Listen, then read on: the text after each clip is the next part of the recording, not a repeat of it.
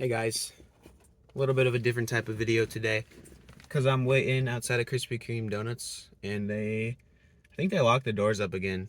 So I decided, at some point I kind of wanted to read you guys some of the old poetry that I wrote when I was like 14 or 15 or 16, just some really cringy stuff that I wrote.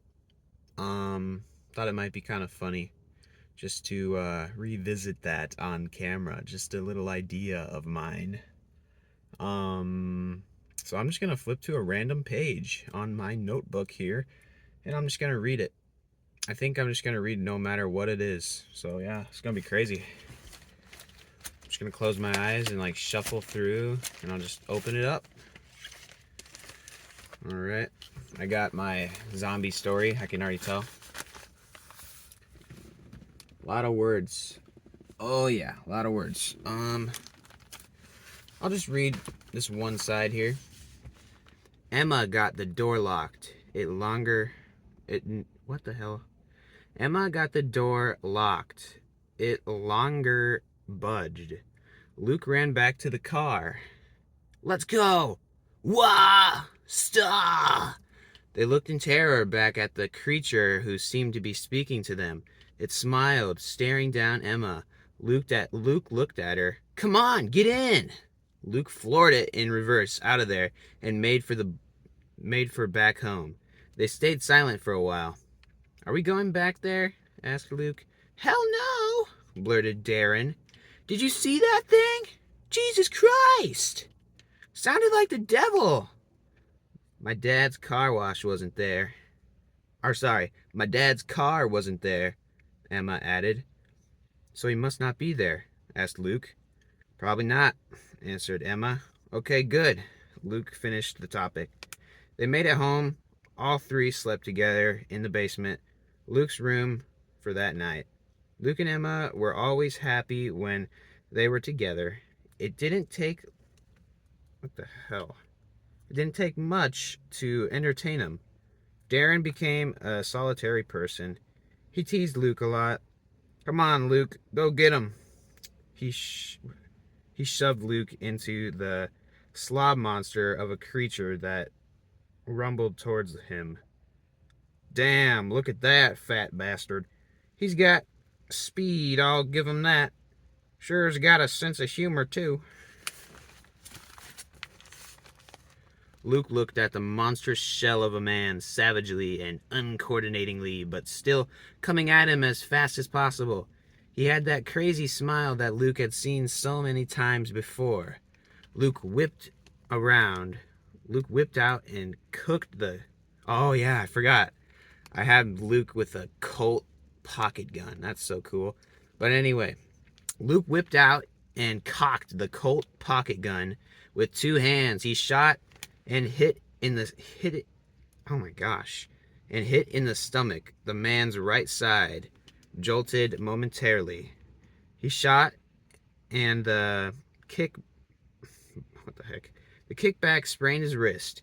He dropped the gun and grabbed his wrist. He was crouched over with his back to the man, holding his wrist and running away. Breathing heavily, he ran until he thought he'd be far enough away to turn around. The man was coming at him, maybe 50 yards behind him, so he stopped and watched it with his hands on his knees. Darren looked on with a morose face. Luke yelled at him, "Come help me out!" Darren gave in and obliged. He ran over to the swing set where he left his 16-gauge Remington. He pumped it and started running back, saying, "Luke, make some noise!" Luke screamed as loud as he could at first, doing so to make sure the savage didn't notice Darren coming. Then he yelled, "Come here, you fucking bastard!"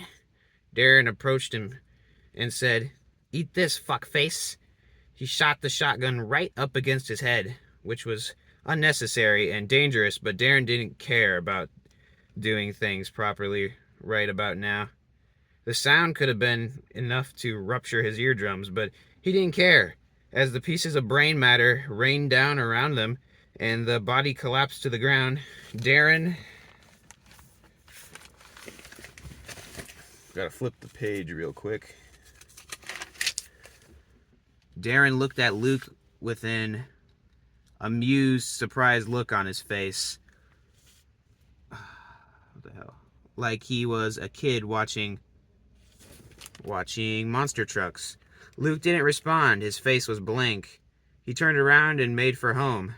"Oh, Luke, looks like you got a little bit of brains in your hair still," chuckled Darren, wiping it out of his hair.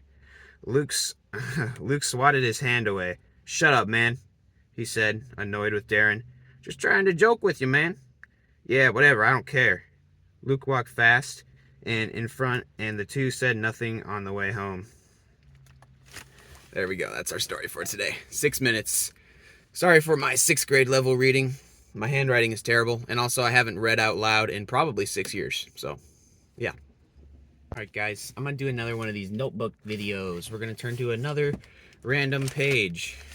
Another random page. It's kind of hard to get a random page here. I got a lot of crap inside of the different pages.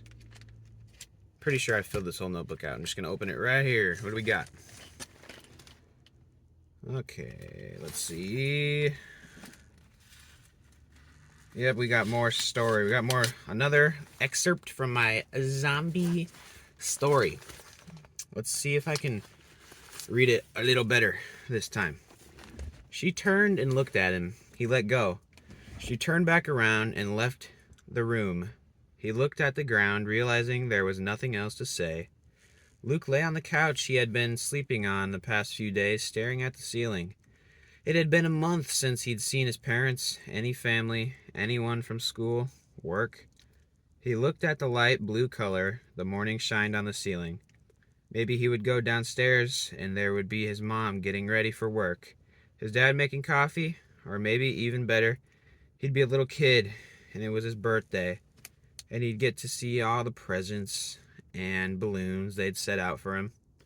He knew that if he got up, the day would start and the feeling would leave, so he decided to stay a little longer. One thing he enjoyed about this new life was there were no more obligations. He didn't have to go to school and do tests, study, worry about what someone thinks. He didn't have to work all weekend and then come right back to school. On days like today, where there was plenty of food in the house, he and Emma and Darren too could be alone in the house. Emma came downstairs. "Hi, Luke, I made you breakfast," she said kindly. "Oh, thanks." Luke sat... You know what I'm going to say is like, oh, thanks. Luke sat up, alert. They both went upstairs. I'll continue to the next page because, yeah. Let's see. The stove didn't work, so I had to use their grill. "Oh, you didn't have to." "No, I know, but I just wanted to do something nice." "Where's Darren?" Luke asked, realizing he probably shouldn't have.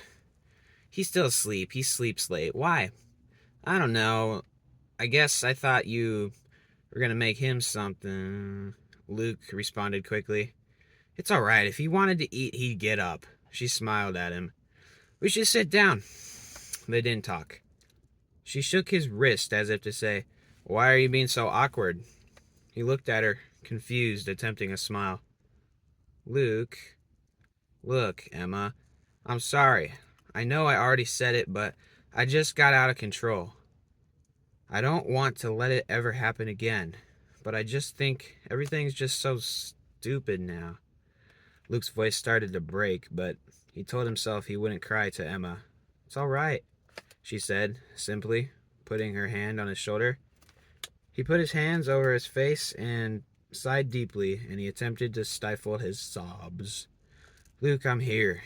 You don't need to explain yourself. I forgive you. You shouldn't have to look after me like this. We used to be so happy." Oh, shit. It's getting a little emo. I wrote this about 9 months ago, or maybe a year ago, actually. I don't know if this was a year and 9 months ago or 9 months ago. I just dated it as March 4th. "We were so happy," she said quietly. "Luke, you would do the same for me, and I know you'll be there for me. Do you really forgive me for that? I betrayed you. I wanted you to cry and to feel sorry for me." "You wanted me to cry?" she said. Taken aback, Luke looked up and stopped crying, no longer feeling consoled. I'm sick, Emma. I'm terrible. I want to be with you, but I think it is only for my own pleasure. Deep down, I know I'm shallow. I wish we could forget all this, but I want you to love me for who I really am. Oh, Luke, Emma started with pity. You're going to get better. You just need to rest. She hugged him, and he sobbed into her shoulder. Then the two heard footsteps from the hallway. They stopped their embrace and looked at Darren with wide eyes. Morning, Darren, Emma smiled a little over cheerfully. Sup? What's up, Darren? Said Luke, a little too casually. Morning, guys, said Darren nonchalantly. He he poured himself a bowl of cereal, started to eat it dry. Man, this shit's so fucking weird. This ain't even my house, and I'm going about everything like normal. He noticed the breakfast. Damn, Luke over here knows how to do bed and breakfast. He gave Luke a sarcastic look. The three chuckled. Luke and Emma both sighed in relief. Those eggs were barely good. Probably the last time I'll ever eat eggs, said Luke, looking outside.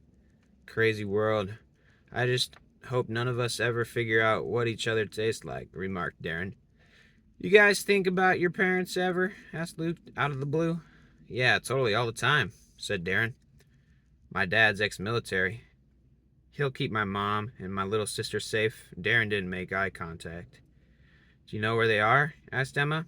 Hopefully still back at my place and not looking for me. I was out the night it happened.